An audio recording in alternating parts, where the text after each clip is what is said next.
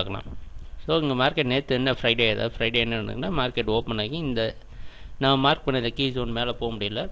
So போகாமல் ஃபுல்லாக drop ஆகிடுச்சு. ட்ராப் ஆனது மட்டும் இல்லாமல் லைட் மார்க்கெட்டில் கம்ப்ளீட்டாக பவுன்ஸ் பேக் ஆகிருக்கு. பவுன்ஸ் பேக் ஆகி திருப்பி ட்ராப் ஆகி இங்கே க்ளோஸ் ஆகிருக்கு. இன்றைக்கி எங்கே ஓப்பன் ஆகுன்னு எதிர்பார்க்கலாம்னா 44,500 to 600 இந்த ஜோனில் நீங்கள் மார்க்கெட் ஓப்பன் ஆகலாம்.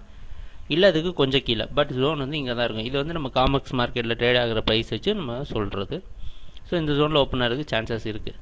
இதனால் என்ன நமக்கு இன்றைக்கி ட்ரேடிங் ஜோன் பார்த்திங்கன்னா சில்வர் கோல்டு இது ரெண்டு இன்றைக்கி பையிங்க்கு பாசிபிளாக ரிவர்ஸ் ஆகிறதுக்கான சான்சஸ் இருக்குது. பட் செல்லிங் தான் நம்மளுடைய ஃபஸ்ட் ஆப்ஷன். ஏன்னா ட்ரெண்ட் மார்க்கெட்டில் செல்லிங்கில் இருக்குது. ஸோ எப்போ அதுக்கு பைக்கு போனால் 44,800 இந்த ஜோனை கிளியராக பிரேக் அவுட் ஆகிடுச்சுன்னா மார்க்கெட் பை பண்ணி இந்த 45,200க்கு ரீச் ஆகும்.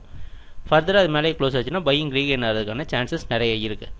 ஸோ அதனால் ஃபஸ்ட்டு ஆப்ஷன் செல்லாக இங்கே எடுத்துகிட்டு இந்த ஜோன் ரொம்ப க்ளோஸாக வாட்ச் பண்ணணும். இதுக்கு மேலே போய்ட்டு மறுபடியும் கீழே வந்தால் கூட மறுபடியும் பொசிஷனை கட் பண்ணிடுங்க. ஸோ இது வரைக்கும் மார்க்கெட் போய்ட்டு ஃபஸ்ட்டு ட்ராப் ஆகும். அதுக்கப்புறமா இது பிரேக் அவுட் ஆகிடுச்சுன்னா மார்க்கெட் ட்ரெண்ட் ரிவர்சல் ஆகிறதுக்கான சான்சஸ் இருக்குது. ஏன்னா இது மூவிங் ஆவரேஜ் மேலேயும் ட்ரேட் ஆகும், மேஜரான சப்போர்ட்டுக்கு மேலே மார்க்கெட் ட்ரேட் ஆகும். ஸோ மார்க்கெட் வந்து கம்ப்ளீட்டாக பையிங் ரீகெயின் ஆகிறதுக்கு சான்சஸ் இருக்குது. பட் நம்மளோட ஃபஸ்ட் ஆப்ஷன் செல்லிங் தான். செல் ஆனதுக்கு அப்புறமா ஏன்னா ட்ரெண்ட் கண்டினியூஸாக இருக்கனால ஃபஸ்ட்டு செல்லிங் தான் நம்ம ஃபஸ்ட்டு ப்ரிஃபரன்ஸ் கொடுக்கணும். அதுக்கப்புறம் பை பண்ணுறதை பற்றி யோசிக்கணும். ஸோ மார்க்கெட் ட்ரேட் ஆகிறப்போ நம்ம பார்க்கலாம். Thank you, by.